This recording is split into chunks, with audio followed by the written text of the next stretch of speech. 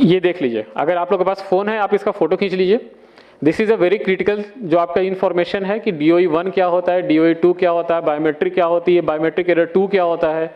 ये सारे एरर्स का आप एक फ़ोटो खींच लो, अपने पास रेफरेंस के लिए आप रख लो।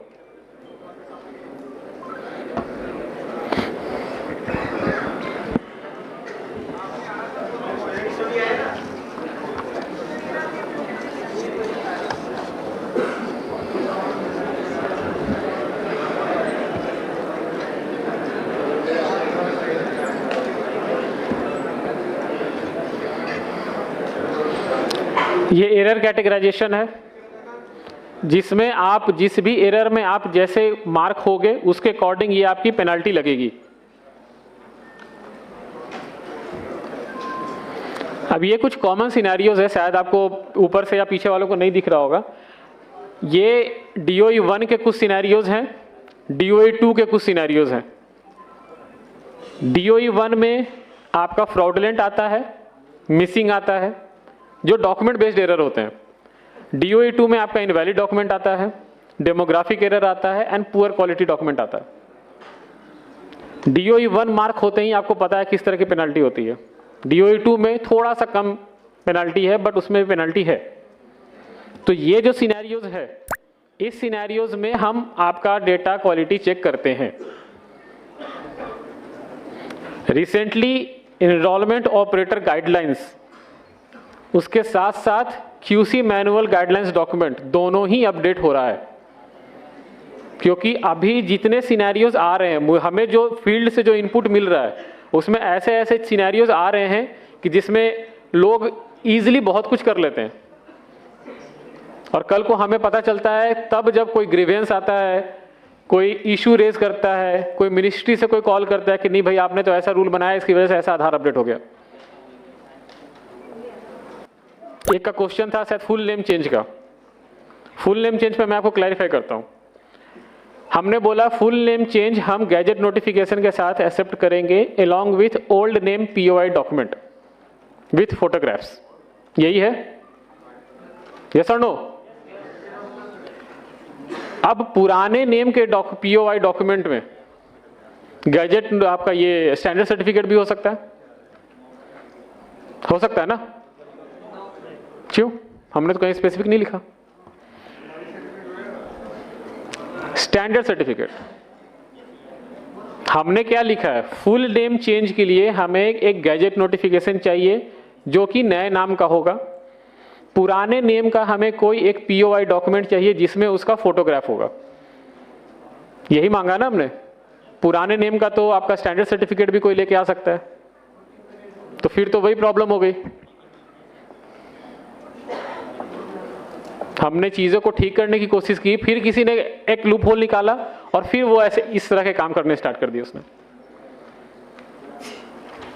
आप स्टैंडर्ड सर्टिफिकेट पुराने नेम का POI डॉक्यूमेंट आप नहीं लेंगे। उसको छोड़ के लिस्ट में जितना भी लिस्ट ऑफ डॉक्यूमेंट है वो आप एक्सेप्ट करेंगे, लेकिन ओल्ड नेम का POI डॉक्यूमेंट में स्टैंडर्ड सर्टिफिकेट कंसीडर नहीं होगा।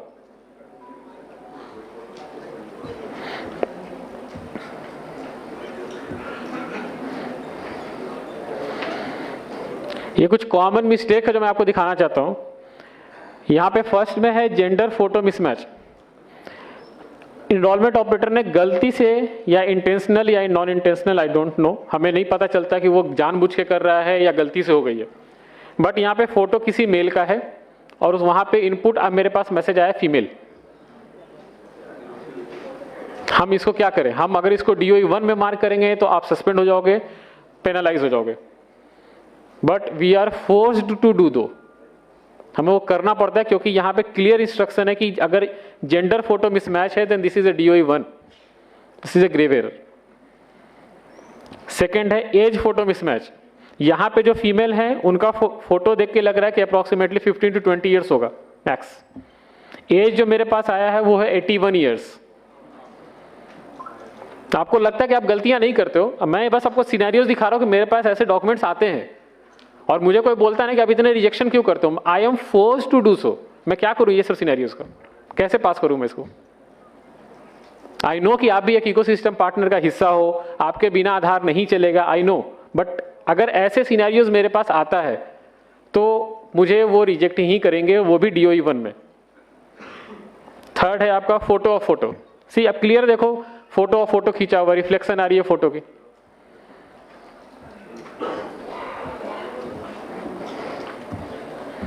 Unparliamentary language, human photo missing, देखो कुछ भी फोटो डाला हुआ है वहां पे।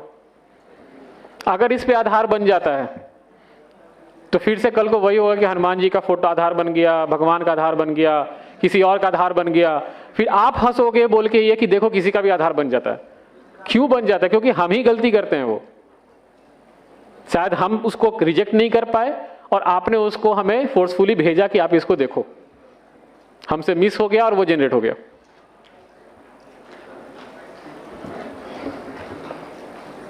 अब ये देखो बर्थ सर्टिफिकेट है, ये किसी ने फोटो और POB टैब में बर्थ सर्टिफिकेट दिया है। बर्थ सर्टिफिकेट में जो रेड से सर्कल किया हुआ है वहां पे किसी ने मशीन से टाइप करके ओवरराइट किया हुआ है। शायद आप उस रेसिडेंट को जानते होंगे, आप उसको जानते हो कि इसका डेट ऑफ बर्थ यही है। हमें क्या पता कि वो रेसिडेंट कौन है और वो फ्रॉड करना चाह रहा है कि वो सही करना चाह रहा है। अगर हमने इसको पास किया तो हमारे रिपोजिटरी में यही डॉक्यूमेंट स्टोर होगा।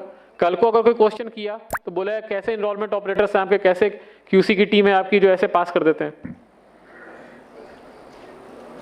अगर कहीं ओवरराइटिंग है तो आप रेसिडेंट को बोलिए कि जिस डॉक्यूमेंट को आप लेकर आए हैं उसके जो ऑथराइज्ड जो आपके एडवाइजरी हैं वो वहां पे साइन कर दें, हम उसको एक्सेप्ट कर लेंगे। कोई भी लिख देगा कहीं पे तो हम उसको क्या पता चलेगा कि वो वेरीफाइड है या नहीं है। Whitener used in standard certificate, क्या जरूरत है? कितना महंगा स्टैंडर्ड सर्टिफिकेट डाउनलोड करना? फ्री है ना वेबसाइट से डाउनलोड करना, तो डाउनलोड करके दोबारा भर लीजिए। व्हाइटनर क्यों लगाना? और उसको आप एक्सेप्ट भी क्यों करते, क्यों भेजते हैं हमारे पास?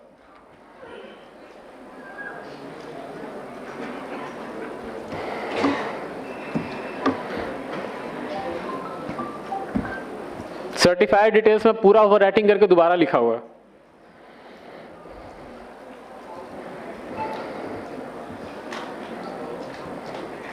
सेम एरर्स, व्हाइटनर, ये POR document, I don't no कौन सा डॉक्यूमेंट है।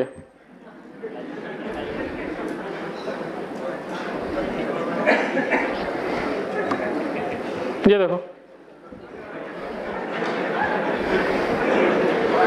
क्या है, ये आधार बनवा रहे हैं या क्या कर रहे हैं?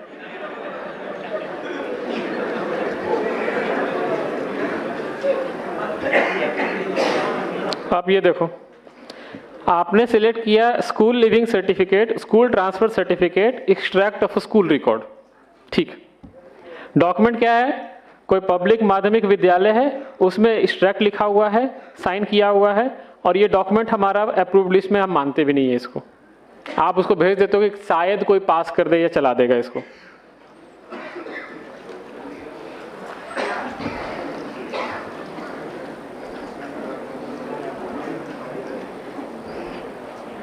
आधार में आधार देते हैं आप।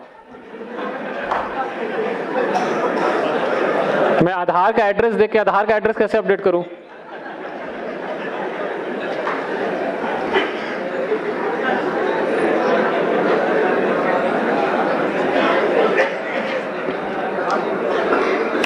अब देखिए, ये एक वैलिड केस है, मैंने इसे क्यों रखा है यहाँ पे। कभी कभी क्या होता है कि बर्थ सर्टिफिकेट जब बनता है बच्चे का, उसमें उसका नामकरण नहीं होता, और बर्थ सर्टिफिकेट जो है वो RGI इशू करता है, रजिस्ट्रार जनरल ऑफ इंडिया। उस समय नाम नहीं होता है तो वो क्या करते हैं कि उस जगह को ब्लैंक छोड़ देते हैं और बाकी रिमेनिंग इन्फॉर्मेशन भर देते हैं। इसलिए कि कल को अगर आपका नाम हो जाता है, नामकरण कर दिया जाता है, तो आप आके अपडेट करवा लीजिए। इन्होंने क्या किया, खुद से ही नामकरण करके लिख दिया और वो आपने स्कैन करके भेज दिया। आपको भी लगा कि हाँ सही है, यही तो नाम है, भेज दो।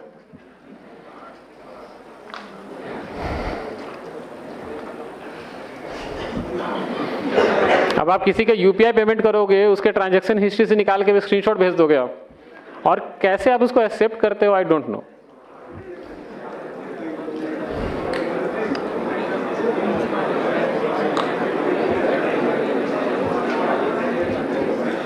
ये कॉमन एरर्स था जो मेरे पास आते हैं, उसके कुछ मैंने स्क्रीनशॉट्स आपको दिखा दिए थे। इसके अलावा अब मैं आपके रिजेक्शन पे बात करता हूं। आपके पैकेट मैक्सिमम से आउट होता है, किसी भी एक जगह पे पैकेट सस्पिशियस लगा कहीं ना कहीं तो वो रिजेक्ट हो जाएगा under the manual data quality check. This is the rejection code of QC. इसको छोड़ के अगर कोई भी रिजेक्शन है that is not related to the QC, all are related to the different process of the seda. QC से निकलता है, उसके बाद जाता है वो मेटा डेटा वैलिडेशन में। आप पूछो मेटा डेटा वैलिडेशन क्या होता है? आपका ईसीएमपी क्लाइंट वैलिड है नहीं है, एनरोलमेंट ऑपरेटर वैलिड है नहीं है, उसी से आउट होता है। किसी भी एक जगह पे पैकेट सस्पिशियस लगा कहीं ना कहीं तो वो रिजेक्ट हो जाएगा under the manual data quality check. This is the rejection code of QC. इसको छोड़ के अगर कोई भी रिजेक्शन है that is not related to the QC, all are related to the different process of the seda. QC से निकलता है, उसके बाद जाता है वो मेटा डेटा वैलिडेशन में। आप पूछो मेटा डेटा वैलिडेशन क्या होता है? आपका ईसीएमपी क्लाइंट वैलिड है नहीं है, एनरोलमेंट ऑपरेटर वैलिड है नहीं है, आपने जहां से सिंक किया उसका लैटिट्यूड लॉन्गिट्यूड वैलिड है नहीं है, आपने जीपीएस एक्टिव था, इंटरनेट कनेक्टिविटी थी, जो जितने इंफॉर्मेशन आपसे फील्ड से रिलेटेड है, क्लाइंट से रिलेटेड है, वो मेटा डेटा वैलिडेशन में होता है। तो क्यूसी के बाद भी इट्स अ चांस कि जहां पे आपका पैकेट रिजेक्ट हो जाए, that is a Meta data validation. उसके बाद होता है OSI, operator supervisor introducer verification. अगर वहां पे किसी का सस्पिशियस लग गया वहां पे भी रिजेक्ट हो जाएगा। उसके बाद आता है बायोमेट्रिक, जो एमडीडी है, मैनुअल डीडुप्लीकेशन। वहां पे आप जो फिंगर, आइरिस और फेस, ये जो भी आप स्कैन करते हो, इसका एक स्कोर आता है हमारे पास। मैंने रिसेंटली जो कल मैंने देखा वो मेरे लिए मतलब शॉकिंग था कि किसी ने ऐसे आप स्कैन करते हो कि 4 फिंगर मैंने यहां से लिया, उसको ऊपर मैंने फिर से 4 फिंगर उस रेसिडेंट का लगा के दे दिए।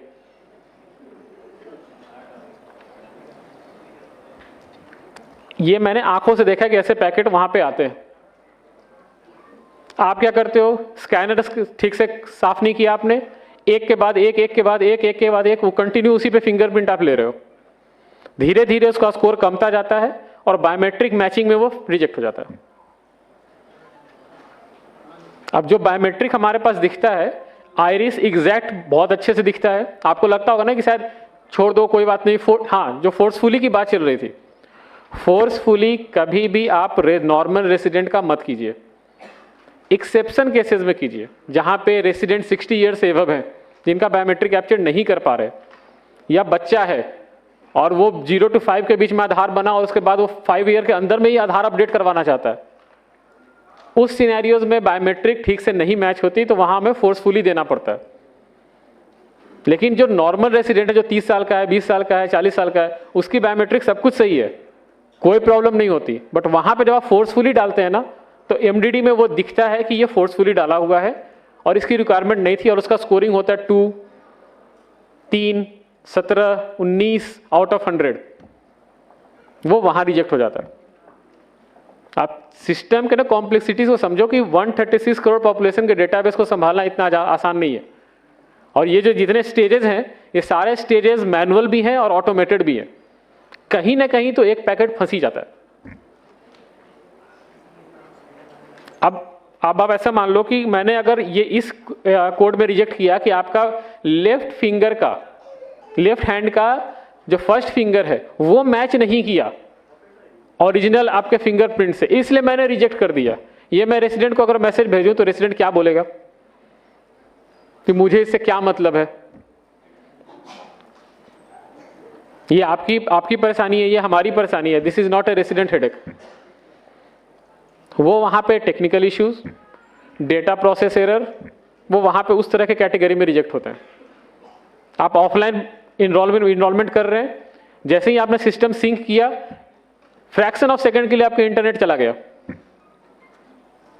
जो आप पैकेट बोलते हो, जो EID बोलते हो, वो EID प्री सेडा के बाद बनता है, जहां पे आपका डॉक्यूमेंट, उसका बायोमेट्रिक इंफॉर्मेशन, आपका क्लाइंट वर्जन सब कुछ मिल के एक 14 डिजिट का एक EID बनता है। वो EID बन नहीं पाया, टेक्निकल एरर। मैं समझाऊं कि कौन सा डॉक्यूमेंट नहीं आया या क्या नहीं आया, कैसे नहीं आया, कैसे समझाऊं मैं? और रेसिडेंट को उससे मतलब भी नहीं है। ये सारी चीजें जो हैं बाहर से देखने में बहुत इजी लगता है, बट जब आप सिस्टम में जाओगे, आपको अगर हैंडल करने के लिए दिया जाएगा ना, तो बहुत कॉम्प्लेक्स है।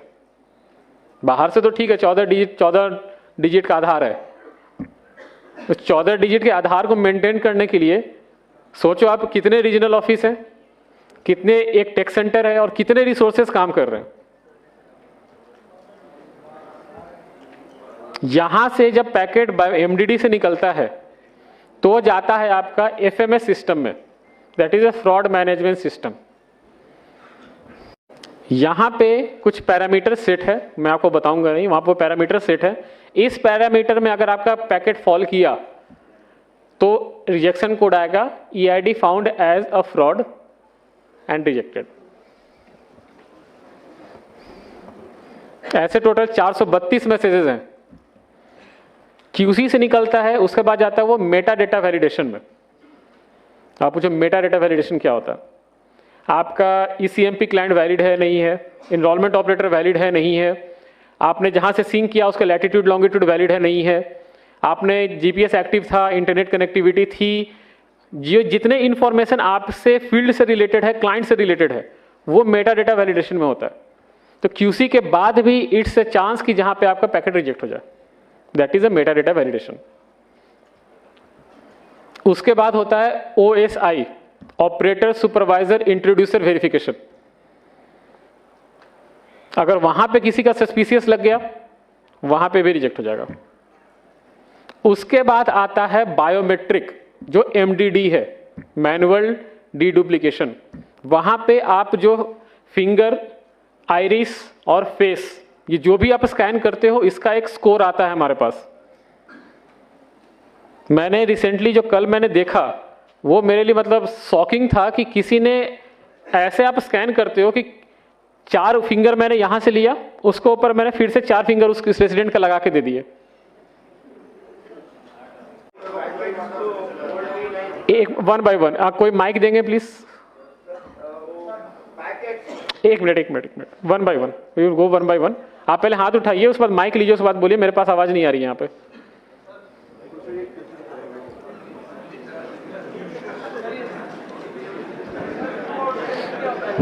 हेलो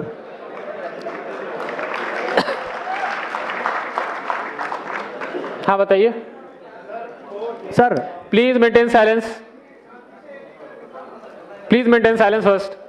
सर जब एनरोलमेंट करते हैं, सर मैं इधर एनरोलमेंट करते हैं, एक बंदे की मशीन है, उसमें वो बंदा एनरोलमेंट करता है, उसमें एनरोलमेंट लिखा हुआ आ रहा है enrolment got rejected due to technical reason. जब एनरोलमेंट स्लिप को अपन पोर्टल से चेक करते हैं तो वहां लिखा हुआ आ रहा है मिसमैच रिलेशनशिप। एग्री होता है, पर क्यों होता है? जी आपको नहीं पता क्यों होता है? नहीं। किसी को पता है रिलेशनशिप मिसमैच क्यों होता है?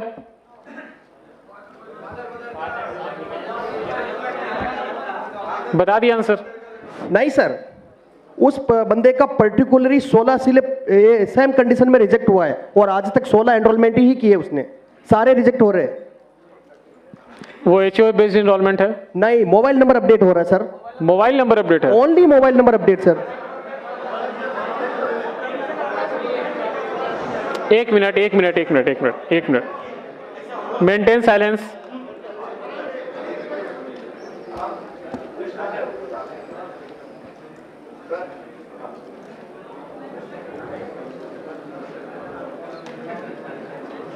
देखो मेरे पास 2 ऑप्शन है, या तो मैं क्वेश्चन आंसर करूं और नहीं तो आप बोल लो, मैं जाता हूं।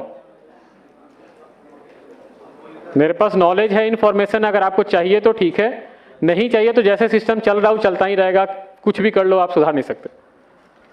एक क्वेश्चन है, क्वेश्चन 1 by 1 कीजिए, उसको एड्रेस करेंगे तो शायद जिसको नहीं पता उसको भी समझ में आएगा कि वो ऐसा प्रॉब्लम है, शायद मेरे लिए भी वो न्यू लर्निंग कर्व हो। एक साथ क्वेश्चन पूछोगे तो ना मुझे समझ में आएगा ना मैं किसी का आंसर दे सकता हूं। हाँ, आप बोल रहे थे कि एचओए बेस्ड इनरोलमेंट नहीं है, बट वो मोबाइल नंबर अपडेट में बार बार इनकरेक्ट रिलेशनशिप में रिजेक्ट हो रहा है। जी सर। ठीक है, ये रिजेक्शन कोड गलत पिक कर रहा है वो रिजेक्शन कोड नहीं होगा, वो गलत सेडा से पिक हो रहा है। या ईआईडी कुछ सैंपल आप निकाल के भेज देना रीजनल ऑफिस को, वो एनालिसिस करके आपको वापस बता। सर मैंने टेक सपोर्ट पे मेल किया था। टेक सपोर्ट नहीं, आप रीजनल ऑफिस अप्रोच कीजिए, रीजनल ऑफिस को बोलिए कि ये कुछ सैंपल ईआईडीज है 5-6 जो कि इस एरर कैटेगरी में रिजेक्ट हो रहे हैं, जो कि सिर्फ मोबाइल अपडेट है। सर उस पर्टिकुलर उस ऑपरेटर का ही हो रहा है। एग्जैक्टली यही मैं बोल रहा हूँ कि किसी एक पर्टिकुलर एक सिनेरियोज में हो रहा है ना, तो उस सिनेरियोज का एक एनालिसिस करना पड़ेगा जो आपको रीजनल ऑफिस जो कि आपको उसका हेल्प करेगी। रीजनल ऑफिस के पास आप अपना एक केस ना आप रिटर्न में दे दो, हम एक बार रीजनल ऑफिस से बात करके आप इस पे रिवर्ट करें। Thank you sir, thank you. लिख लीजिए इसको। ठीक है, नेक्स्ट क्वेश्चन, माइक दीजिए उनको। एक minute. Hello please maintain silence. नमस्ते सर, मैं Nagpur Maharashtra. Maintain silence please. सुनो, आराम से, अगर क्वेश्चन आंसर होना है तो सब लोग शांति से बैठेंगे, जो बोलेगा वो बोलेगा। एक आदमी है, हाथ उठा दो, देख लेता है, एक एक करके पहुंचेंगे। 500 में सबको मौका नहीं मिलेगा, 2 4 10 सवाल जरूर ले लिए जाएंगे, जिसका ज्यादा रिलेवेंट है वो अच्छा है, बट किसी सवाल पे सबको हल्ला करने की कोई जरूरत नहीं। सुनो, इसीलिए है क्योंकि सीखने के लिए और समझने के लिए बुलाया गया है। जो तुम्हारे इश्यूज हैं वो सुन रहे हैं, समझ रहे हैं। जो यहाँ सॉल्यूशन नहीं होगा वो सॉल्यूशन हम नोट करवा करके बैक से बात कर लेंगे, बट एक एक कर करके बोलो। सब बोलोगे तो कुछ भी नहीं होगा।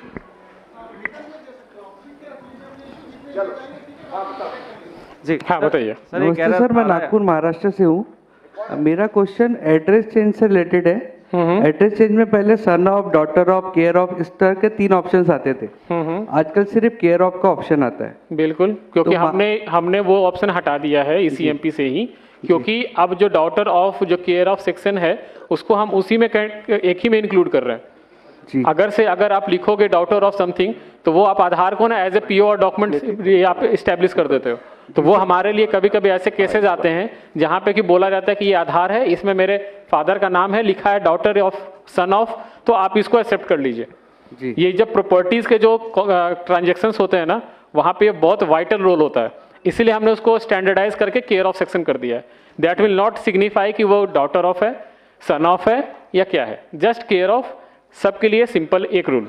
जी सर, दिक्कत इसमें होता है ना, महाराष्ट्र में क्या होता है, first name, middle name, last name होता है, तो उसमें दिक्कत नहीं होती। कुछ लोग MP साइड से आते हैं, उसका नाम होता है अशोक कुमार और पिता का नाम होता है मुकेश कुमार, तो वो लोग साथ में नहीं लिखते, वो नाम में फर्स्ट नेम में ही लिखते हैं अशोक कुमार, और फिर नीचे में सन ऑफ का ऑप्शन होता था, तो वहाँ मुकेश कुमार, फिर एड्रेस स्टार्ट होता था। तो अभी साथ में लिखने के लिए उसके बाद डॉक्यूमेंट नहीं होता, उसके पास सिर्फ मुकेश कुमार का ही डॉक्यूमेंट रहेगा, पापा का नाम साथ में ऐड नहीं रहता उसके डॉक्यूमेंट में। नहीं, तो आप केयर ऑफ सेक्शन में ही उसको डाल दीजिए ना, मेरे पास तो रेस्पेक्टिव डॉक्यूमेंट आ गया ना उसका। जी। उनको क्यों चाहिए कि वो सन ऑफ ही लिखवाएं अपने आधार पे? तो क्योंकि वो नाम के साथ ऐड नहीं होता ना उनके पापा का नाम, वो साथ में सिर्फ फर्स्ट नेम और कुमार ऐड करवाते हैं बस। एग्जैक्टली वही मैं बोलना चाह रहा हूँ कि जो रेसिडेंट के पॉइंट ऑफ व्यू से सोच रहे हैं, आप आधार के पॉइंट ऑफ व्यू से सोचिए कि अगर मैंने ये लीनियंसी दी, तो कल को कोई भी जो नेम अपडेट होता है, वो नेम अपडेट भी कोई एक ID प्रूफ दिखा के वो कर लेगा। जो एक पैन कार्ड दिखाएगा, वो बोलेगा कि ऊपर मेरा नेम है, नीचे फादर नेम है, आप उसको पिक कर लो। मैं क्यों पिक करूं उस चीज को? इसीलिए हमने उसको स्टैंडर्डाइज कर दिया है कि नहीं, केयर ऑफ सेक्शन ही रहेगा। आप जो एनरोलमेंट स्लिप में आप डालोगे, उसके कॉरेस्पॉन्डिंग जो डॉक्यूमेंट होगा, वहां पे अगर उनका नाम होगा तो वेल एंड गुड है, नहीं होगा तो हम उसको रिजेक्ट करेंगे। जी। और सर एड्रेस से रिलेटेड एक और क्वेश्चन है, अगर इलेक्ट्रिसिटी बिल हम ऐड कर रहे हैं प्रूफ ऑफ रेसिडेंट में, सुनो, बाकी लोगों को भी समय दो। सर सेम एड्रेस से रिलेटेड पूछ रहा हूँ। ठीक है, दूसरे लोग भी पूछ लेंगे। सर एक एरर आ रही है, हम अपडेट किया, कहाँ से बोल रहे हैं? जी सर। हाँ सर आधार कार्ड अपडेट किया, 4 दिन बाद साइट पे स्टेटस चेक किया, आधार सक्सेसफुली अपडेटेड जनरेटेड, लेकिन डेटा उसका डाउनलोड कर रहे हैं तो पुराना ही डेटा उसका शो कर रहा है। बिल्कुल हो सकता है। आधार अपडेट होने के बाद जो मैंने FMS तक आपको फ्रॉड मैनेजमेंट सिस्टम तक समझाया था, उसके बाद एक प्रोसेस होता है UID पिकर। UID पिकर में क्या होता है कि अगर न्यू इनरोलमेंट है तो एक 12 नंबर का रैंडम जो डिजिट है वो पिक करके उसके साथ एसोसिएट होगा, या फिर अगर अपडेट है तो उस नंबर के साथ उसको लिंक करके आधार जनरेट किया जाता है, जो कि बाद में XML फाइल जनरेट होता है। आधार आपका अपडेट हो गया है, लेकिन जब तक XML फाइल जनरेट नहीं होगा तब तक आप उसको डाउनलोड नहीं कर सकते। XML फाइल इज बेसिकली जो आपका लुक एंड फील होता है ना, जो आप डाउनलोड करते हैं उसको XML फाइल बोलते हैं। तो वो जब होगा तो फिर आप उसको डाउनलोड कर सकते हैं। 1 मिनट, कहां से? हाँ बताइए। वो कुछ बोलना चाह रहा था, हाँ बताओ। हाँ इधर।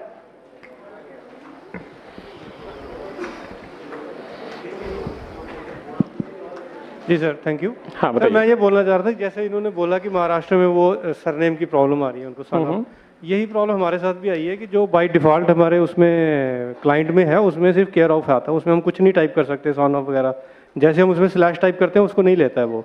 लेकिन यही अगर हम ऑनलाइन करता है कोई तो उसमें वो ले लेता है। लोग हमारे पास आते हैं कि हमने उनको रिफ्यूज़ किया, हमने उनको बेवकूफ़ बनाया, लेकिन उन्होंने खुद किया या किसी और से ऑनलाइन करवाया उन्होंने, तो वो उनका बन के भी आ गया। ठीक है, वैलिड पॉइंट, नोटेड। हम देखेंगे इस पे, वैलिड पॉइंट है।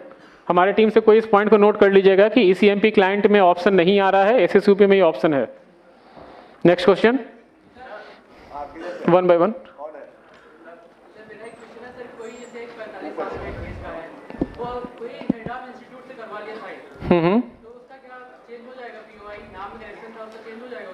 नहीं, क्यों होगा चेंज? यार सुनो सुनो सुनो सुनो सुनो, पहली बात ये आर्गुमेंट और डिबेट की जगह नहीं है। ऑथोरिटी ने डिसाइड किया है कि हेड ऑफ इंस्टीट्यूशन के सर्टिफिकेट के आधार पे नाम का चेंज नहीं होगा। तो अगर उसको चेंज करना है तो वो एप्लीकेशन लगाए, वो अलग से प्रोसेस से वो देखेंगे। यहाँ पे हेड ऑफ स्पेल चेक जो भी है, हेड ऑफ इंस्टीट्यूशन को इस तरह के कोई पावर नहीं है कि वो ये सर्टिफिकेट दे सके। वो हेड ऑफ इंस्टीट्यूशन है, वो स्पेल चेक करने वाला इस अथॉरिटी नहीं है। तो जो रूल है वो समझो और उसके हिसाब से काम करो, ठीक है? मैं आपका इसका क्वेश्चन का आंसर सिंपल देता हूं। तो एक मिनट, थोड़े दिन रुक जाइए, नया लिस्ट आ जाएगा। हाँ हाँ, नहीं कर लीजिए। नहीं देखिए, आप ऐसे समझिए, हेड ऑफ द इंस्टीट्यूट है जो प्रिंसिपल, मैं इसे प्रिंसिपल मान के चलता हूं। प्रिंसिपल किसी भी स्टूडेंट का आइडेंटिटी चेंज करने के लिए कैसे ऑथराइज्ड है? कैसे?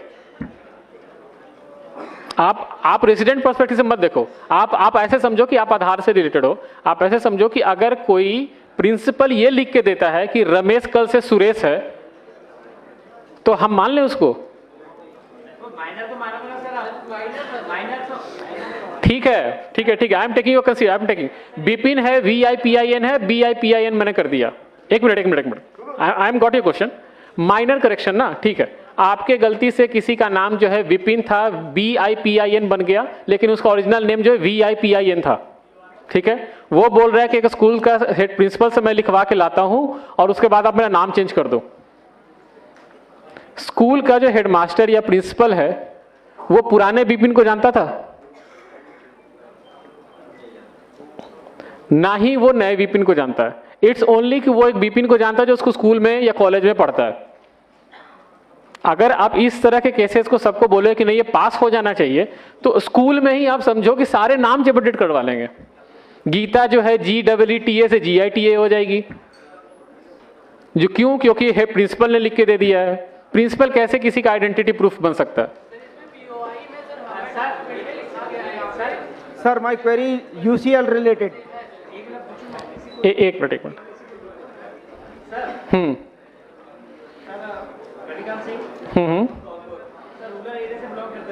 हाँ बताइए। ठीक है। ऐसे पर उसके आधार में रिकॉर्ड है PRABIN। ठीक है सर, डेट ऑफ बर्थ भी उसकी जो भी है।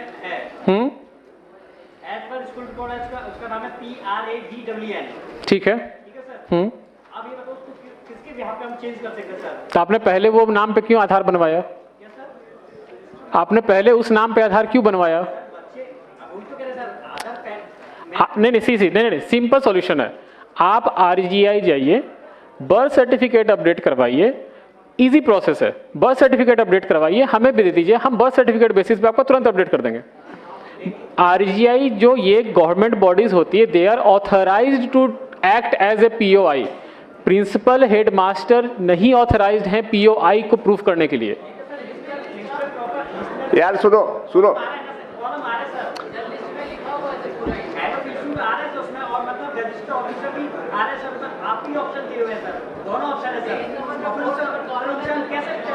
एक मिनट, क्या लिखा हुआ है लिस्ट ऑफ डॉक्यूमेंट में?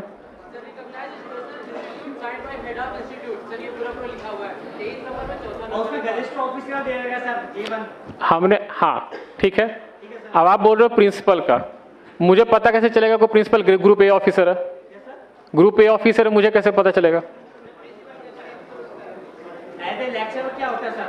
लेक्चरर तो गेजिस्ट ऑफिसर नहीं होता।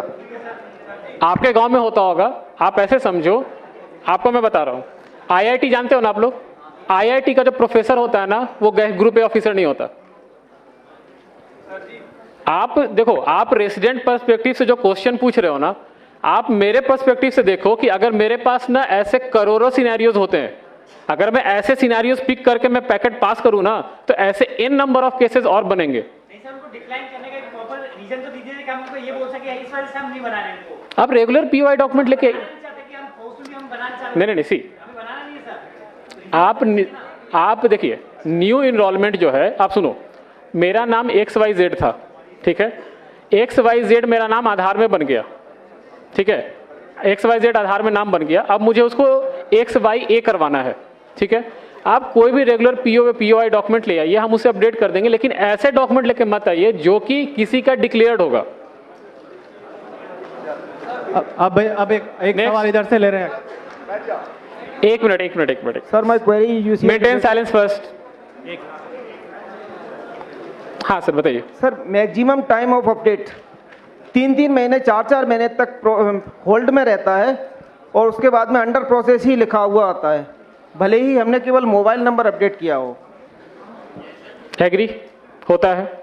तो कोई सॉल्यूशन इसके लिए देखिए, ये जो है ये कोई इंटेंशनल प्रॉब्लम नहीं है। ये क्या होता है ना कि जब आप कोई भी आधार को अपडेट करते हैं, आप वहां पे बताते हैं कि मोबाइल नंबर अपडेट है, लेकिन जो प्रोसेस है पूरा अपडेट होने का, वो प्रोसेस तो वो ट्रैवल करेगा। उसके बीच में कहीं पे भी उस पैकेट का स्ट्रक्चर खराब हो गया ड्यू टू टेक्निकल रीजंस, मैं मतलब टेक सेंटर में कुछ हुआ, हमने ECMP क्लाइंट वर्जन अपडेट कर दिया, या फिर कुछ अपडेट आ गए, इसकी वजह से क्या होता है कि उसका रैंडम में बीच रास्ते में उसका पैकेट का स्ट्रक्चर खराब हो जाता है। वो उसको बार बार रिकॉल करता रहेगा कि पुराने वाले आइडेंटिटी पे, कभी कभी पास कर जाता है, कभी कभी वो अंडर प्रोसेस अटक जाता है। कभी कभी ये भी होता है कि आप ECMP से डालिए, वो अंडर प्रोसेस है, SSUP से डालिए, वो पास पहले निकल जाता है। कई बार कस्टमर के पास में रिजेक्ट का मैसेज आता है और जब डाउनलोड करते हैं तो सही से डाउनलोड हो जाता है। हाँ बिल्कुल, वो देखिए, हमने क्या बोला कि हमारा जो सेडा सिस्टम है, सेडा सिस्टम पे हमने अपडेट कर दिया, जो पोर्टल है या रेसिडेंट को जो मैसेज जा रहा है वहां अपडेट नहीं हुआ, लेकिन जो उसका XML फाइल है वो जनरेट हो गया। उस केस में उसका आधार अपडेट हो चुका है, वो डाउनलोड कर सकते हैं, लेकिन जो पोर्टल जो आप बात कर रहे हो अंडर प्रोसेस है, वो वहां पे अपडेट नहीं हुआ है। सर एक चीज, ये वाइस वर्सा भी हो सकता है। ECMP में पैकेट को चेक किया जा सकता है, जबकि UCL में हम चाहते हैं कि लास्ट में सबमिट करने से पहले एक बार हम पूरा व्यू करके देख लें कि हमने डाटा सही से अपडेट सही से डाटा डाला नहीं। सबमिट से पहले एक व्यू का ऑप्शन हो, रिव्यू का, तो उसमें सारी चीजें एक साथ दिख जाएं, उसके बाद सबमिट हो। Valid point. टीम प्लीज इस पॉइंट को भी लिख लीजिए कि UCL में अगर UCL में जैसे ECMP में दिखता है, वैसे UCL में भी ऑप्शन होना चाहिए समराइज सबमिट करने से पहले, कि एक बार ऑपरेटर जो है चेक कर सकें कि इस इंफॉर्मेशन को डाला वो सही है या नहीं। वैलिड पॉइंट है, टीम इस पर नोट कर लीजिए। Thank you. एक सर, लैंग्वेज चेंज का ऑप्शन नहीं होता यदि किसी UCL में यदि हमें किसी महाराष्ट्र वाले का डाटा अपडेट करना है, एड्रेस अपडेट करना है, उसके बाद में वैलिड डॉक्यूमेंट भी है, लेकिन हम उसे हिंदी लैंग्वेज में कन्वर्ट नहीं कर सकते, और महाराष्ट्रियन हमको आती नहीं है, कन्नड़ हमको आती नहीं है, केवल हम इंग्लिश में उसका डाटा अपडेट कर सकते हैं, लेकिन हिंदी में उसमें लोकल लैंग्वेज में क्या आ रहा है ये हम नहीं जानते। लोकल लैंग्वेज चेंज करने का ऑप्शन भी होना चाहिए ताकि हम हिंदी में उसका एड्रेस अपडेट कर सकें जो उसके वैलिड डॉक्यूमेंट में है। ठीक है, आपका क्वेश्चन का आंसर देंगे तिवारी जी, एक बार जाकर उनको आंसर दीजिए। नेक्स्ट क्वेश्चन पूछिए, आप जाकर उनको इन पर्सन आंसर दीजिए। UCL क्लाइंट जो होता है ऑनलाइन चलता है, और जो ECMP क्लाइंट होता है वो ऑफलाइन होता है। हम डेटा जो अपलोड करते हैं वो ऑनलाइन करते हैं, बट जो इनरोलमेंट न्यू या अपडेट करते हैं ऑफलाइन करते हैं ECMP क्लाइंट से। तो जो हमारा पहले आधार बन चुका है जिस लैंग्वेज में, उस लैंग्वेज को रेसिडेंट जब अपना थंब लगाता है तो डेटा फैच करके सिस्टम पर दिखाता है और उसी डेटा पे हम जो है अपना अपडेट करते हैं। तो हमारा ओल्ड डेटा ऑलरेडी जब सिस्टम में रखा हुआ है और हमारा ऑथेंटिकेशन करके वो भेज रहा है तो उसमें हम चेंज नहीं कर सकते हैं। आपको चेंज करने के लिए क्लाइंट के थ्रू अपलोड करेंगे तब जाके चेंज होगा, क्योंकि आपका उसमें बायोमेट्रिक लिया जाएगा। यूसीएल ऑनलाइन क्लाइंट चलता है। एक मिनट। यूसीएल से रिलेटेड अगर क्वेश्चन है तिवारी जी, एक बार जाकर उनको इन पर्सन बताइए। दूसरा क्वेश्चन पूछे कोई। एक minute, one at a time. Family है, उसके 5 मेंबर थे, तभी डॉक्यूमेंट अपडेट का ऑप्शन आया हुआ है, ठीक है। 1 मिनट साइलेंस प्लीज। मैंने उस फैमिली के 4 डॉक्यूमेंट अपडेट्स कर दिए। जो उनकी मदर है, उनका जैसे ही मैं डॉक्यूमेंट अपडेट के लिए फिंगर लगाता हूँ आधार नंबर डाल के, तो सिस्टम हैंग हो जाता है। वो कम से कम 5 बार ट्राई कर चुका हूँ मैं 1 महीने के अंदर, 5 बार सेम प्रोसेस हुआ है। उस पर्टिकुलर उस रेसिडेंट के साथ ही हो रहा है? हाँ, उसी के साथ हो रहा है। बायोमेट्रिक लेने का टाइम होता है? हाँ, जैसे बायोमेट्रिक लिया, फाइल आधार किया, वो इसीलिए हो रहा होगा कि लास्ट टाइम जो उनका आधार बना होगा या अपडेट हुआ होगा, बायोमेट्रिक का स्कोर सही नहीं होगा और वो दोबारा जब आप अपडेट कर रहे हो तो बायोमेट्रिक मैच नहीं कर रहे, इसलिए सिस्टम आपको अलाउ नहीं करता है। उस रेसिडेंट का आप अलग से स्पेशल रिक्वेस्ट रेज कीजिए आरओ को, आरओ वहां पे बुला के उनको अपडेट करेंगे, आपसे नहीं होगा फिर। हाँ,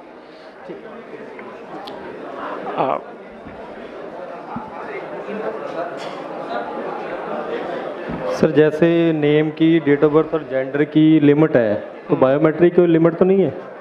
बायोमेट्रिक अपडेट करने की नहीं, यस, कोई लिमिट नहीं। हाँ, जितनी बार चाहे करवा सकते हैं। Thank you. चलिए क्लोज कर सकते हैं। बाकी सवाल आप लोग अपने अपने लिख के दे दीजिए, हम लोग कलेक्ट कर लेंगे। हमारे ऑफिसर्स यहाँ पे हैं, दे विल कलेक्ट। आप एक काम कीजिए, देखिए सबका क्वेश्चन तो मैं नहीं ले सकता हूँ। जो मोटा मोटी क्वेश्चन था और जो एरर था वो मैंने आपको समझा दिया। मेरे पास एक क्वेश्चन भी आया कि डेटा प्रोसेस एरर में क्यों रिजेक्ट होता है। मैंने अभी बताया आपको कि डेटा प्रोसेस और जो टेक्निकल एरर्स है ये इसलिए इसका नाम रखा गया क्योंकि इसका जो एग्जैक्ट डिटेल्स है वो अगर मैं आपको समझाऊं या रेसिडेंट को समझाऊं तो नहीं समझ में आएगा। आप एक काम कीजिए, आपके जो क्वेश्चंस हैं आप कंसोलिडेट करके CSE टीम लीडर्स को, मेंबर्स को दीजिए, वो एक बार उनके थ्रू हमारे पास आएगा, हम उसको एड्रेस करके आपके पास वापस भिजवा देंगे, ठीक है। और एक चीज, one last thing, please maintain silence. सब लोग प्लीज शांति बनाओ, सबके सवाल नहीं हो सकते हैं, बहुत समय उतना नहीं है, पर्पस वो नहीं है। उन्होंने बहुत कुछ बताया है, बाकी आप दे दो। लास्ट चीज आप, सॉरी सर, एक मिनट, लास्ट चीज आप लोग एक बार ध्यान रखिए, न्यू इनरोलमेंट प्लीज। बैठ जाओ ऊपर, सुनो कौन है सरदार जी, बैठ जाइए आप लोग ऊपर सारे, प्लीज बैठाओ। न्यू इनरोलमेंट जो मैंने पहले भी बोला था, मैं फिर से लास्ट में बोल रहा हूँ, न्यू इनरोलमेंट पे आप कोई लीनियंसी, कोई लिवरेज नहीं देंगे for the age group greater than 18 years. एक भी डॉक्यूमेंट में ओवरराइटिंग है, सस्पिशियस लग रहा है या कोई भी इशू आपके लेवल पे दिख रहा है, आप उसको एक्सेप्ट नहीं करेंगे, मेरे पास नहीं भेजेंगे आप उसको पैकेट को। हमारे पास स्ट्रिक्ट ऑर्डर है from ministry of home affairs on the new enrolment, आप इस चीज को सीरियसली लीजिएगा। न्यू इनरोलमेंट में अगर QC में पास होता है, QC विल बी पेनलाइज्ड, और इनरोलमेंट ऑपरेटर अगर हमें भेज रहा है वो भी पेनलाइज होंगे और ज्यादा होंगे, क्योंकि अब जितने आधार बन गए हैं मैक्सिमम लोग आइडेंटिटी चेंज करवा रहे हैं, और आइडेंटिटी चेंज करने के लिए जो मैंने आपको बताया था स्टैंडर्ड सर्टिफिकेट मैक्सिमम लोग यूज कर रहे हैं। आप स्टैंडर्ड सर्टिफिकेट नहीं लोगे for the name change, gadget notification हो ना हो doesn't matter, standard certificate is not applicable. ये 2 पॉइंट आप ध्यान रखेंगे आगे से जब भी इनरोलमेंट या अपडेट कीजिएगा। Standard certificate for old POI और न्यू इनरोलमेंट में हर एक टैब्स में मुझे डॉक्यूमेंट चाहिए और वैलिड डॉक्यूमेंट चाहिए। क्लियर है? Yes, no? Okay, thank you and have a good day.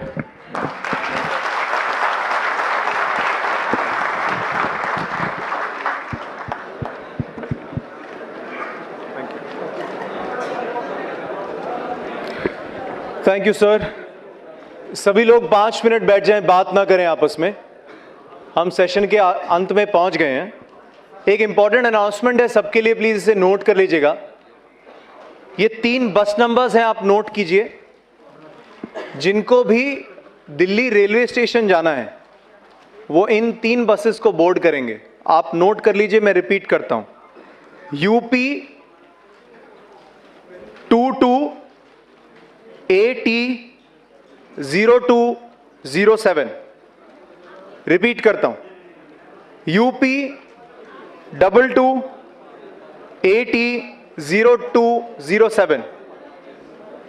एक और नंबर है वो नोट कीजिए, यूपी 22 AT 0405।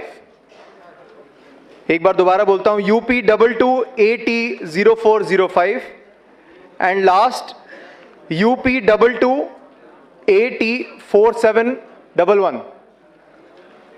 UP 22 AT 4711। ये 3 बस नंबर्स हैं। गेट नंबर 3 के बाहर ये बसेस रहेंगी। सेशन के अंत में आप लोग ये 3 बसेस बोर्ड कर सकते हैं जिनको भी दिल्ली रेलवे स्टेशन जाना है।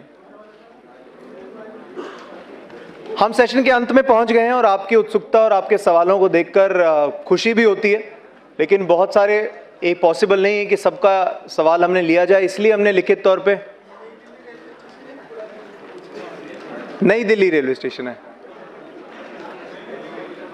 नई दिल्ली के लिए।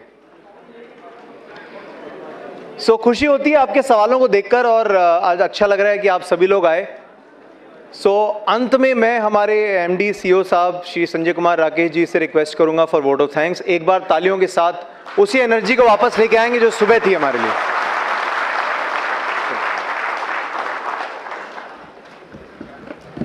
थैंक यू दीक्षांत।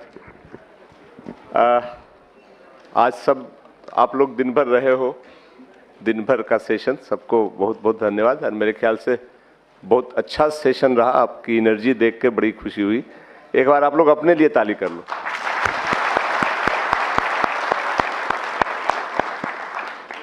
आज जो पर्पस था मेरे ख्याल से काफी हद तक सर्व हो गया। UID की टीम जो यहाँ आई है और जिस तरह से उन्होंने सब एक्सप्लेन किया है, उसके लिए हमारी तरफ से वो विशेष रूप से धन्यवाद के पात्र हैं। उनके लिए भी हम स्वागत करते हैं। और आपने सुना, पर्पस यही था कि आप रोज गांव में लोगों के आधार अपडेट करने के काम से जूझते हो। उनके बहुत सारे सवाल आते हैं। कोई डॉक्यूमेंट आप नहीं करते हो, कुछ कहते हो कि ये नहीं हो सकता है, तो वो आपसे सवाल करते हैं। आप किससे सवाल करोगे? तो हमने इसीलिए सोचा था कि UIDAI यहाँ जो है वो इसकी पूरी ऑथोरिटी है। और आप ये समझते हैं कि 134 करोड़ लोगों के इतने सारे डेटा वो रखते हैं, उसके आधार पे वेरीफाई करते हैं और फिर बताते हैं कि सही है कि गलत, और उसमें कोई एरर नहीं होना चाहिए।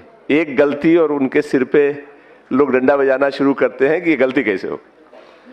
इसलिए उनको ये सिस्टम बनाना है। उनको जहां भी डर लगता है, जहां भी शक होता है कि हाँ ये गड़बड़ हो सकता है, वहां वो सेफ खेलते हैं, ना कर देते हैं। आज आपके सवाल हम देख रहे थे, सबके जो बीच में मरमरिंग, और वो आप चाहते हो कि इनसे बताएं, बट वो ये भी बता रहे थे कि क्यों करें। हेड ऑफ इंस्टीट्यूशंस लिखा हुआ है। हेड ऑफ इंस्टीट्यूशंस हिंदुस्तान में लाखों की संख्या में, और कोई रिकॉर्ड नहीं है जिससे ये वेरीफाई हो कि हाँ वो ज्ञान माध्यमिक विद्यालय है तो वो सच में वहां ज्ञान माध्यमिक विद्यालय है या नहीं है। तो वैसे को कैसे करें? अभी उन्होंने सर्टिफिकेशन का एक नया सिस्टम शुरू करने की बात थी, आई कि नहीं, कि अब जो सर्टिफाई करेगा, जो वेरीफाई करेगा, वो भी अपना आधार देगा, ताकि वो पहले वो वेरीफाई कर लें कि वो आदमी सच में है कि नहीं या सही नाम से। तो वो भी अब 7-8 करोड़ तो रोज अटेम्प्ट होते हैं उनके पास। तो इसलिए उनको भी समझिए, और इसके अराउंड जो सेंसिटिविटी है वो आदमी का प्रूफ है कि वो इंडिया में है। इसलिए उसने कहा कि अब जब सब आधार हो गए हैं बड़े लोगों के, तो अब नए आधार कहाँ से आ रहे हैं? या तो वो कहीं से आया हुआ इलीगल माइग्रेंट है, या कुछ और कारण से हो गया, नाम बदल रहा है, तो इनके जो कंसर्न है वो समझिए। और चूंकि आप आधार यूआईडीआई के रिप्रेजेंटेटिव हो, आप गांव में रहते हो, गांव वालों के रिप्रेजेंटेटिव हो, सही बात है, उसके लिए आप आधार से सवाल कर रहे हो, बट गांव में आप आधार के रिप्रेजेंटेटिव हो, उनको बताना आपका काम। हम ये बिगिनिंग है, हम यहाँ आपसे शुरू किए हैं, हमने अब प्लान किया है कि राज्य स्तर पे भी ये करेंगे, आरओ से आपका इंटरेक्शन बढ़ाएं। जैसे उन्होंने कहा कि कुछ कुछ सवाल हैं जो आप हमारे लोगों से पूछोगे तो कुछ नहीं मिलेगा, सीएससी का जो स्पॉक है उससे कुछ नहीं मिलेगा, क्योंकि उसको नहीं पता। आरओ में आप सवाल करवा लो, आरओ बताएगा। तो जी, आरओ से संपर्क, हाँ, हम वही कर रहे हैं कि अब ये एक नेशनल वर्कशॉप करवाया, इसके बाद हम स्टेट लेवल पे कोशिश कर रहे हैं और फिर आगे करके डिस्ट्रिक्ट और जोनल लेवल पे भी करवाएंगे, चाहे इन सबको होती है।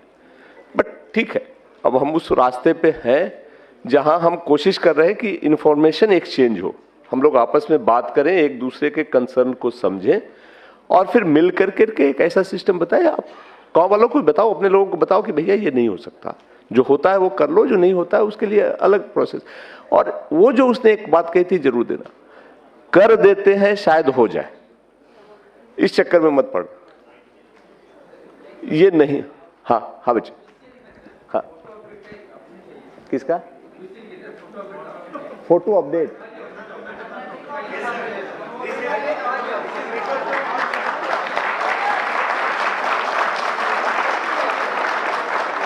आपका रिक्वेस्ट हम मान लिए, हम लोगों ने वो भी सुन रहे हैं, हम लोगों ने ले भी लिया है, और भी जो है हम उनसे ये बात करते हैं, उसको कोशिश करते हैं, कोशिश डन, अच्छी बात है। पर्पस भी यही है कि जो कुछ है कुछ नया कर सकते हैं, जैसे उसने भी 2-3 चीजें नोट की है, हम लोग करते हैं, वो हम कर लेते हैं। तो यूआईडीआई टीम का आज हुआ है, कुछ और 2-4 चीजें भी मैं आपसे मेरे ख्याल से बात कर ले, आज मौका है। आप लोग सिर्फ यूआईडीआई ही नहीं करते हो, और भी चीजें हमारे साथ हम लोग करते हैं। सीएससी एज ए होल चलता है और यूआईडीआई और आधार एक पार्ट है। मुझे जो कुछ हमारे ऑफिसर्स ने लिस्ट दिया है आपसे बात करने के लिए, उसके लिए हम बताएं कि धीरे धीरे ना सिस्टम में फॉर्मलाइजेशन ज्यादा होता जा रहा है। सिस्टम और समाज अब सब ये कह रहा है कि अगर आप काम करते हो तो जिम्मेदारी से करो, जो क्वालिफिकेशंस है वो ले लो, सर्टिफिकेशंस ले लो, और फिर ऐसी चीजें करो जो आगे रिजेक्ट नहीं हो, क्योंकि जैसे जैसे डिजिटलाइजेशन होता जा रहा है एक दूसरे से चीजें लिंक होती जा रही है। आप में सभी किसी न किसी बैंक के बीसी भी होंगे, तो बीसी के लिए भी कुछ चीजें हैं जो हमारे सिस्टम को जरूरत है। एक तो है कि सारे बैंक ने अब ये मैंडेटरी, बैंक ने नहीं, आरबीआई ने ही मैंडेटरी कर दिया है कि अगर कोई बीसी बने रहना चाहता है तो उसको आईआईबीएफ का सर्टिफिकेट लेना होगा। ये बेसिक्स है और उसमें बहुत सारे अभी आप लोग हैं जिन्होंने नहीं लिया है। अभी उन्होंने दिया है कि इनरोलमेंट के 9 महीने के अंदर नहीं लेने पे वो बंद कर देंगे।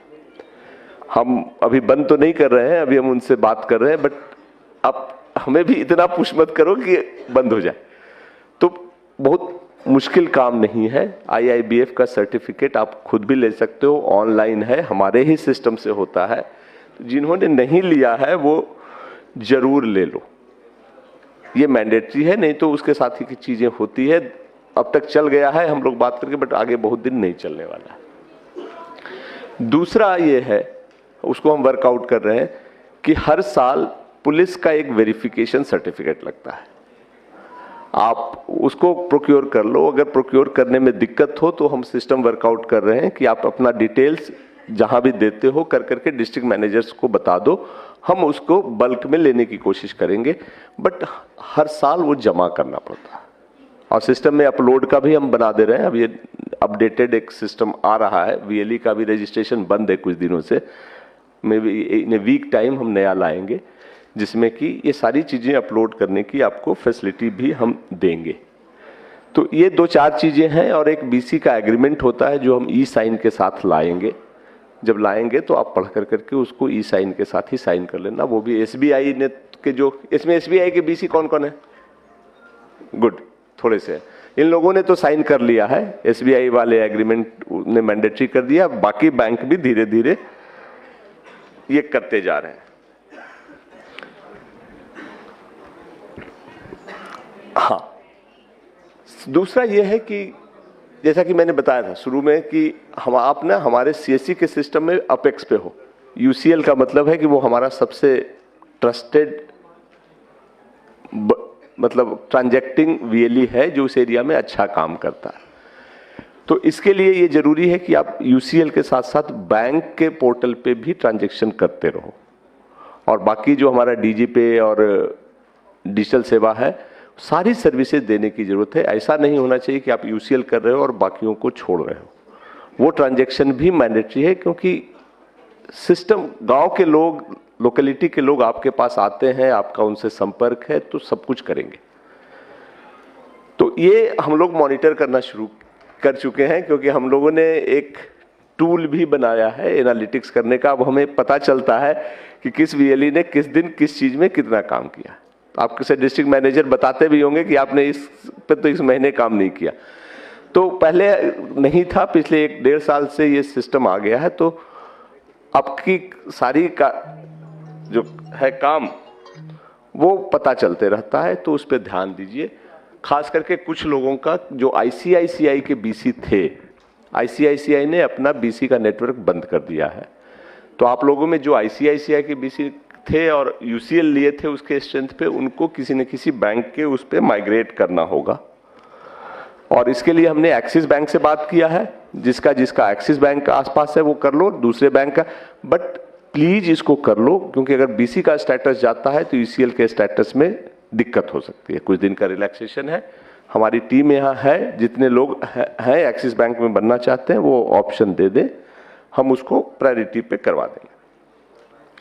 ये तो कुछ ऐसी चीजें हुई। और एक हरीश है जो आजकल टूरिज्म और आईआरसीटीसी देखते हैं। आईआरसीटीसी का जो हमारा सर्विस था पिछले 2-3 महीने में काफ़ी ट्रबल से गुजरा है। काफ़ी पैसे रुके थे और कई के रजिस्ट्रेशन नहीं हो पाए थे। अब हरीश ने काफ़ी मेहनत करके सिस्टम को स्ट्रीमलाइन किया है। पास्ट के कुछ चीज़ें जो अभी भी बची हुई हैं वो भी हम सॉर्ट आउट करने की कोशिश कर रहे हैं। आप में करीब 90,000 लोग ऐसे थे, 90,000 था ना, 98, अच्छा, जिन्होंने अप्लाई तो कर दिया था, पैसे भी कट गए थे, 1000 रुपये या 100 रुपये जो भी थे, बट आईडी नहीं मिली थी आईआरसीटीसी। वो पैसे हमने सबके वापस कर दिए। नहीं हो पाया था तो उसको वापस कर दिए, पैसे आपके अकाउंट में चले गए होंगे। अगर आप चाहते हो तो आप फिर से अप्लाई कर सकते हो। वो सिस्टम थोड़ा सा इम्प्रूव हो गया है और बाकी लोग भी आईआरसीटीसी के सिस्टम को फिर से ट्राई करके देख सकते हैं। होपफुली अब वो मुश्किल नहीं होगी, और अगर मुश्किल होती है तो हरीश की टीम उसको प्रायोरिटी पे देखती है। ये तो कुछ ट्रांजैक्शन की बात हुई। बाकी ओवरऑल जो बैक में आता हूं आज के सिस्टम पे जिसका था, सीएससी आप जुड़े हैं, हम जुड़े हैं, हम सब एक उस परिवार के पार्ट हैं जिसका एक उद्देश्य है।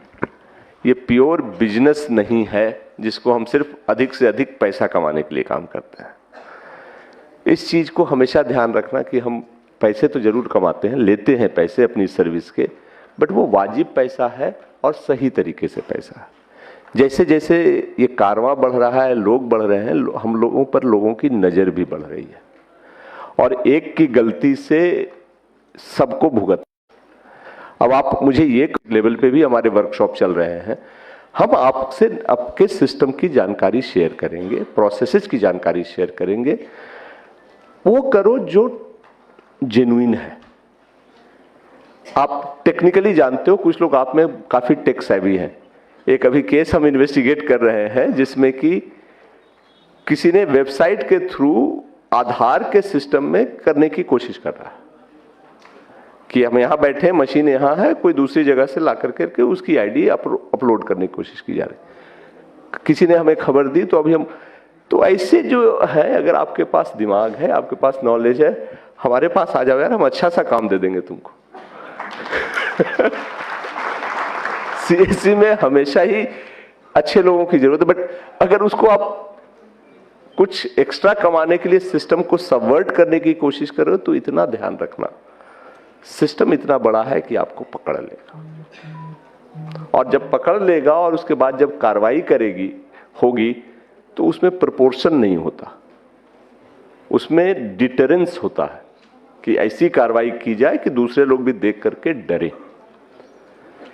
तो आज काफी दिन भर आप लोग रहे, हम ये सब इसलिए बता रहे थे कि ये चीजें चल रही हैं और हम चाहते हैं कि आप लोग भी इसमें रहो, हमें सपोर्ट करो कि सीएससी का एक बढ़िया ब्रांड बने, लोग जाने कि अगर आप बोलो कि सीएससी है तो फिर और बताने की जरूरत नहीं है। आज हमारा जो फोर्स है आपका, हाँ बताता हूं, ठीक, मैं बता देता हूं उसको भी। इकोनॉमिक सेंसस में, चलो मैं अभी आपको बताता, फिर मैं वापस आऊंगा। हमने जो किया था 60% तुरंत दे दिया था, जब क्वालिफाई हो गया तो 80% है। एसएलसीसी राज्य सरकार से अप्रूवल में रुका हुआ है, कोई बात नहीं, आप बस हम आपसे अलग से बात कर लेते हैं, ठीक है? आप दुखी हो, हम आपसे अलग से बात कर लेते हैं, बट उसका जो प्रोसेस है उसमें थोड़ा टाइम लग रहा है, हम उस चीज को, और हम ये भी अब इंश्योर करने की कोशिश करें कि आगे से ऐसे सिस्टम्स में हम नहीं जाएं। कुछ प्लानिंग की दिक्कत थी, कुछ कोरोना ने गड़बड़ा दिया, कुछ मंत्रालय की तरफ से है, बट ठीक है, आपका है, हम आपसे अलग से बात कर लेते हैं। अभी हम जो जनरल कंसर्न है उस पर हम आते हैं आपसे कि ब्रांडिंग, ये बात अब घूम के हर जगह आ रही है कि सीएससी का ब्रांड कहाँ है, नाम कहाँ है। हमने अभी आपको सर्कुलेट किया, हमारे डिस्ट्रिक्ट ऑफिस, स्टेट ऑफिसेज में तो लगभग लग गए हैं, आपके पास भी है कि सीएससी को एक सेंट्रल ब्रांड दो, ताकि लोग आपको जाने, सीएससी को जाने, और फिर हमें हर जगह बताने की जरूरत नहीं पड़े कि सीएससी क्या करता है। जब प्रधानमंत्री जी हर भाषण में कहीं बताते हैं कि सीएससी के 14 लाख 15 लाख लोग हैं, 5 लाख सेंटर हैं, ग्रामीण उद्यमिता का काम करते हैं, तो कई लोग यहाँ मिलते हैं, सीएससी का दिखता कहाँ है? आप जिस बैंक के बीसी हो, बीसी बैंक का लोगो ज्यादा है, सीएससी का नहीं है। एक सरकार ने स्टैंडर्ड पैटर्न दिया है, वो सर्कुलेट शायद हो गया होगा, उसको आप पेंट करके लगवा लो और इस ब्रांड को बनाने की कोशिश करो।